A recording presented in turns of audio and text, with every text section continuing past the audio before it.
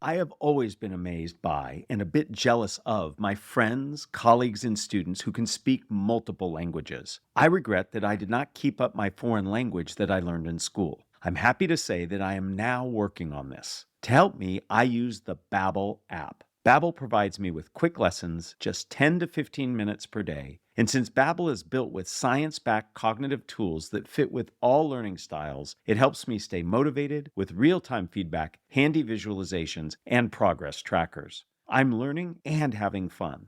Babbel is offering a special deal for Think Fast, Talk Smart listeners, so you can get started right now. Visit babbel.com/thinkfast and get up to 55% off your Babbel subscription. That's babbel.com/thinkfast to start your language learning today.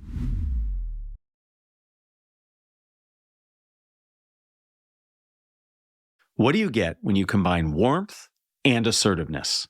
You get a likable badass. My name is Matt Abrahams, and I teach strategic communication at Stanford Graduate School of Business. Welcome to Think Fast, Talk Smart, the podcast.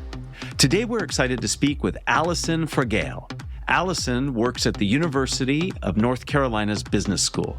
She studies and teaches determinants of consequences of power, status, and influence in organizations, conflict resolution, and negotiations. And she focuses on the verbal and nonverbal elements of communication. Her newest book is Likeable Badass: How Women Get the Success They Deserve. I could think of no better person to interview Alison than our own executive producer and likable badass, Jenny Luna. Here's Jenny. Before we get started, I'm excited to share that our June newsletter is now available. Not only does it contain our new book reading list for the first part of 2025, but it also has an expert article on how to participate in and moderate panels. You can find our newsletter on LinkedIn or at fastersmarter.io under resources. Hi, Alison. It's so great to have you on Think Fast, Talk Smart. Awesome to be here. In your book, you write a lot about power and status, and we've talked about both extensively on this show. But tell me how you define each. And something you wrote in your book that really caught my attention was it's less than ideal when we have this power first, status second mentality. So power is controlling resources that have value to you, value to others. So money is a resource. The ability to hire and fire is a resource. You hold car keys and your teenager wants to drive a car, that's a resource. So you are in control of something that has value to you and other people. That is how psychologists generally talk about power. Status is how much you're respected and highly regarded by other people. Power and status have some things in common. One is they're both sources of influence. If you control the information, if you control the budget, if you control my performance review, I'm much more likely to do what you say because those resources matter to me and I want them. So you are going to have some influence over what I do. Similarly, if I look at you and I think, I really respect you and value you, I'm much more likely to listen to what you say. I'm going to trust that your ideas are good. So power and status are both sources of influence. And they're also similar in that they are fundamental human needs. All human beings want to be respected. All human beings want to have some control over resources that matter. Not necessarily everything, but they want to control something. The difference is that, one, you can control resources even if people oppose you. With status, it's a judgment in other people's minds. You can't steal it. You can't have it without their willing consent. You only get as much status as other people think you have and other people want you to have. This is one important difference. And the other one, which you were talking about, that I talk about in the book, power first, status second, there's no doubt that we have talked about power and coached people for a long time on getting more power. There's a mentality that I hear, and some people will even say it out loud. As long as I can have the resources, if I can be in charge, if I can be paid, if I can advance, if I can get to be in control, I don't really care if people respect me or not. Like, I don't really care what they think about me because I'm winning. I get what I want. It doesn't feel good to not be respected. But the challenge with status is that it makes power a lot easier to achieve and it makes power a lot easier to use. Meaning we generally don't want to give resources to people what we don't respect. Why would I give valuable things to you if I don't respect you? So when we are not respected by our audiences, it makes acquiring power to advance, to get paid, things that I talk to people a lot about, particularly women, makes them a lot harder to achieve. And even if you have the power, you get a lot more resistance because we don't like power being in the hands of people we don't respect. And so the experience of having power and lacking status ends up being a very miserable experience for most people. It sounds like we want to focus on getting the respect of our audience and people first. They're both important, but if you ignore status and you just are pursuing a life of power, one, you're not going to be that successful. And even if you do succeed, you're going to get a lot of pushback. Whereas if you pursue status before or at least alongside power, everything is going to fall into place, right? People are going to be much more willing to give you those resources. And when you have them, people are going to be much more interested in allowing you to use them and doing what you say. It's not to downgrade power and say power is not important. It is. We've been talking a lot about it relative to the very little conversation we have about status, which is not only important, it's also essentially a prerequisite. If you are respected by your audience, all the other good things are just going to start to come a lot easier. This show, it's all about communication. And our audience really likes tools and techniques that they can start applying to their life right away. So what are some tactics for speaking and then even some nonverbal ways of communicating that you think we can use to be more likable and more badass? So I'll take a step back and answer your question, which is, as it said, likable, badass, catchy term, but it's referencing something specific. It is referencing where does status come from? And so the idea is that this is a communication process. I show up in the world and I do something. And if it convinces you that you respect me, what convinces you that you should respect me? Two things. One is, do you care about people other than yourself? So if I communicate to my audience that I care about them and at least care about somebody that's not just me, we respect that. We don't want to interact with selfish people or competitive people who are going to hurt us. We want to interact with people who are going to make our lives better. So that's one thing we have to communicate. Second, people can rely on us, that we know what we're doing in some capacity. Even if I think you care, if I can't trust you to execute anything well, I'm not really going to respect you because I can't depend on you. So likable and badass, psychologists would call it warmth and assertiveness. I need to convince you that I care and I can take charge of my environment and I know what I'm doing. Those are your two communication challenges to build your status. You asked about words and verbals and nonverbals. It can come through those behaviors. It can also come through actions, all different ways in which we show up. What are nonverbals that are going to convey warmth? Smiling conveys warmth. Eye contact conveys warmth. So mimicry conveys warmth. If you cross your legs and I cross my legs, that's a warmth behavior. Assertiveness, control of our environment. Faster rates of speech, what we call a shorter response latency. There's always a gap between when you stop speaking and when I start. And the shorter that gap, the more assertive I'm perceived to be. I didn't have to think very long about my answer. I had it ready to go. It's a sign of capability. Contact is a sign of warmth, but it is also a sign of assertiveness. When I first started doing this kind of status work, I looked at the paraverbal cues. I'll use women because women are often counseled. Don't use all the hedges and disclaimers and tag questions. That stuff's bad. Do the more direct communication. The less direct, when I hedge, when I put in disclaimers, when I turn sentences into questions, that does build warmth. It's seen as a warmer behavior. But the more assertive, there are no filler words. I say exactly what I mean. Every statement ends in a period. Every question ends in a question mark. That behavior is seen as more assertive. So those kinds of behaviors that we exhibit do affect people's belief that we care about them and that we know what we're doing. Those are not the only ways. There are all kinds of other things that we do. The content, for example, of the communication is also really important for signaling those things. It sounds like there's a bunch of tools as we approach different situations and different people when we're trying to either show power, warmth, and both at the same time. There's the non-negotiables and the negotiables. The non-negotiable is every time you show up in front of an audience, whether that's an audience of one, an audience of many, whether it's in person or virtual on social media, whatever your audience is, when you show up in front of them in ways that convey care about them and you know what you're talking about, you will build status. That's the non-negotiable part that everyone is trying to achieve. How do I do that? That's where you have infinite ways. And so those tools that you talk about, verbal and nonverbal communication, it's good to be aware of them because you want to know, do I have behaviors that are working for me? Or might I actually have some habits that I'm not particularly aware of that are detracting from my status and I don't even know that I do it? One example that I've been made aware of is self-deprecating. So actually voluntarily put out a statement that says, I am terrible at something. People do that all the time. If you tell somebody you're not very good at something, they generally believe you. And so you're saying, I'm not capable in this domain. And we do that for a variety of reasons. Sometimes we do it to convey warmth, to say, oh, I'm not better than you. Look at all my mistakes too. Sometimes we do it as a form of humor.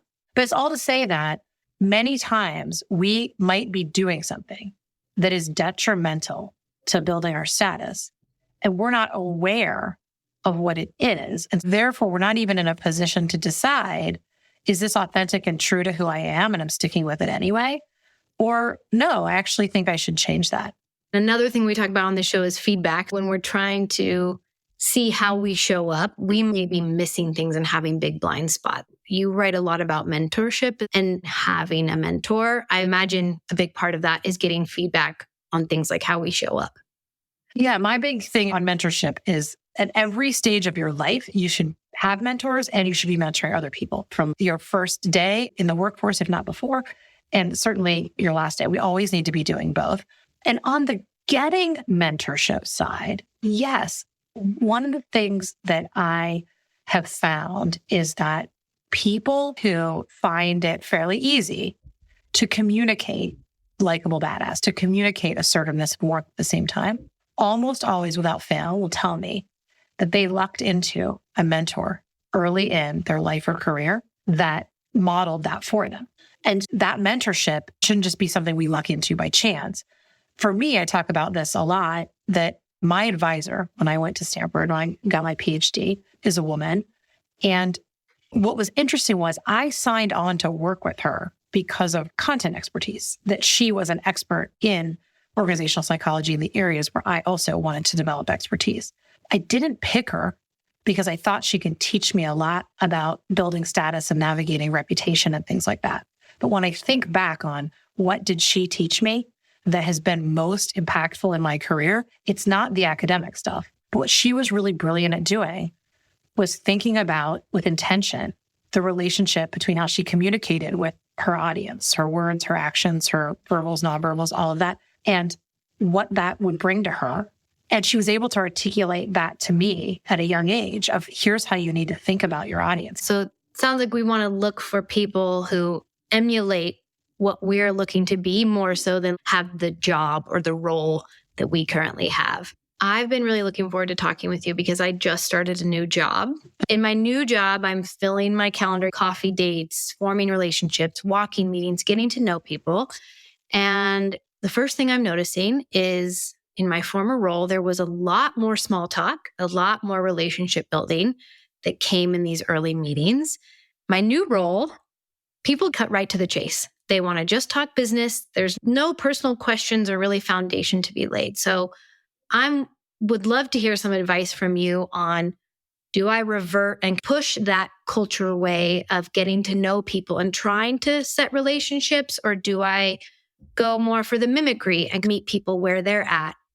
Try a combination of both. You can experiment. You can change a variable. You can see what happens. You don't have to do one thing consistently with every person forever. So what might I try? We often follow people's leads. So if you go in and you are the first mover in the conversation and you start with a couple personal things or a couple of questions, you can see what response you get. If you are quiet when you walk in and they cut straight to the business, it might feel more awkward at that point to be like, wait, let's go back a minute. You can try to control the conversation from the beginning while still being sensitive to conversational norms, where you get a sense if someone says, I've had enough of this line of questioning and they're ready to move on. The second thing you can think about is you're playing a repeated game. So If someone in an initial interaction is very focused on the task at hand and you think, wow, there wasn't much opportunity there, what else could I do for a second round? People's lives are largely online. So you can, in a very appropriate way, stalk somebody and learn a lot about them that gives you an opportunity in the next interaction to lead with something that might get them interested in talking about things that are a little more personal.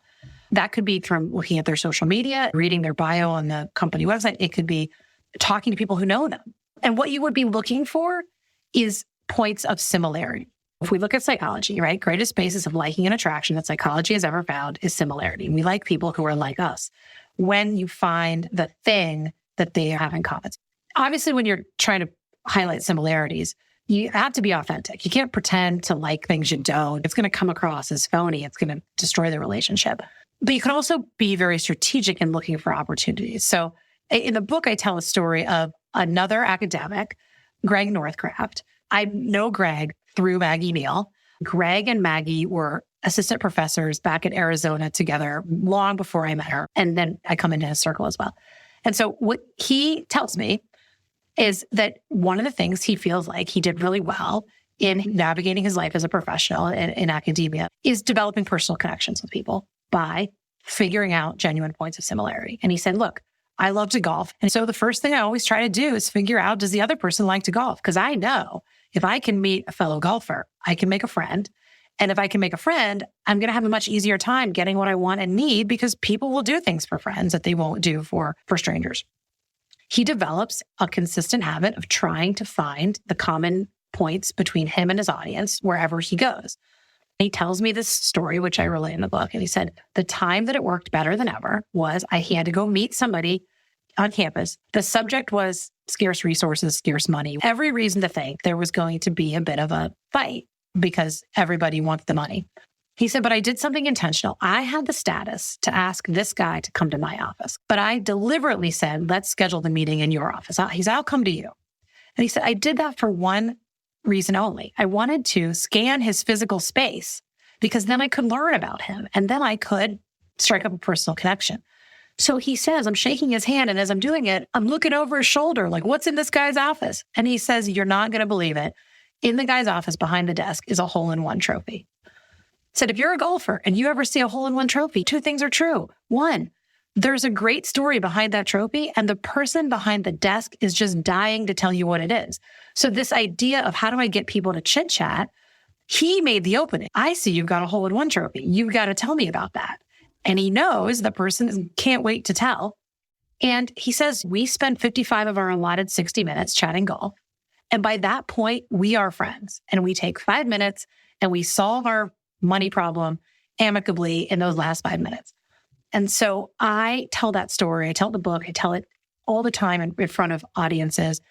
And what I love about it is it's this beautiful blend of authenticity and strategy, right? If I don't know somebody, I've got to learn about what they care about. And I've got to figure out our points of common interest. And I've got to bring them into the conversation. And I'm going to do that deliberately with intention by going to someone else's office, by asking questions, doing the homework, et cetera. That's where you can start to bring those two together using behavioral science and who you truly are, merge the two, and you get this very fun, authentic way to live that also reaps large benefits by people finding the ways in which they see themselves in you. I love that because if we think we're going to be strategic and intentional, we often think that we don't get to be authentic and be ourselves. And so that's just such a beautiful way to show that we can do both where it benefits everyone. I spend a lot of time right now and in this stage of my career speaking to women specifically. But what I'm about to say does not just apply to women, but it applies to anybody who looks different than the majority of people around them.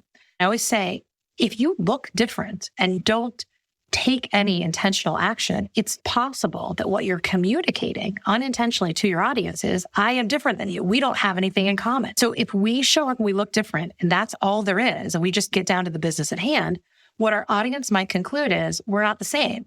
And that is not going to be to our strategic advantage because human beings like similarity. Everybody has to do this. Something to be aware of is between any two human beings, there are genuine points of similarity and connection. If you can find them, you can rise above any other perceived difference and show people the true things that you have in common. Yeah. So we need to highlight that difference right away and bring that up rather than try to sweep it under the rug or pretend it's not there.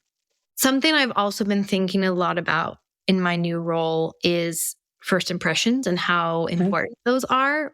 But I'm curious, let's say we didn't set the right first impression. I didn't maybe get that warmth and assertiveness out in the first meeting. How bound am I to that first impression that I'm making? And you're bound to it, right? First impressions change. You've changed your mind about people, so they'll change their mind about you. But if you use yourself as a starting point and say, when I've changed my mind about people, I don't change my mind as easily as I formed my initial impression. So it might not be one more meeting. It might be 2, 3, and 4. I might have to work at it a little bit. That's one thing to keep in mind. The second thing is another negotiation tactic that can be useful here is to use an agent.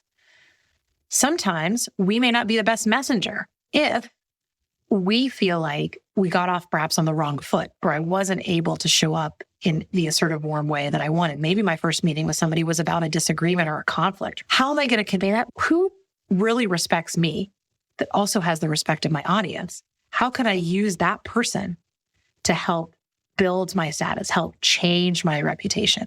If you've ever had an awkward interaction with somebody and you find out every other person you talk to loves them and thinks they're spectacular, and then you think, maybe I should give them a second chance. The more people that are out there saying, right, oh, Jenny's amazing, Allison's amazing, the better off. So that's something you could think about doing very deliberately, is to say to somebody who really does respect you and value you, say, I'm new here. I don't have a lot of opportunity to interact with this person, or maybe our first interaction really wasn't that smooth. Can you help me? Can you, when it feels natural, talk about the great work that I'm doing and use them? And so a lot of times it's just about changing the messenger. So at the end of every episode, we ask each guest 3 questions, 2 that we've been asking everybody, and then 1 that we make up specially for you. Are you ready? Yes. So I'm curious, what are you excited to study next, or what's bubbling up to the surface for you now? So what I've been doing a lot on is thinking about this idea of power without status. It's a downer because it is a lot about the bad things that happen to us when we have power without status. So I've still been doing a lot of work in that space to show how important status is in being able to live the life. So I've been doing a lot of work, the incivility and the mistreatment that happens to people.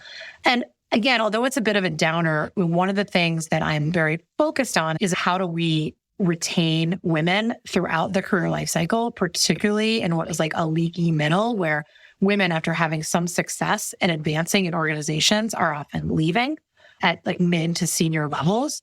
And it has a lot to do with what we see in terms of surveys of women feeling like as they get more power, but if they haven't successfully navigated status, they're encountering more interpersonal mistreatment, worse work environments.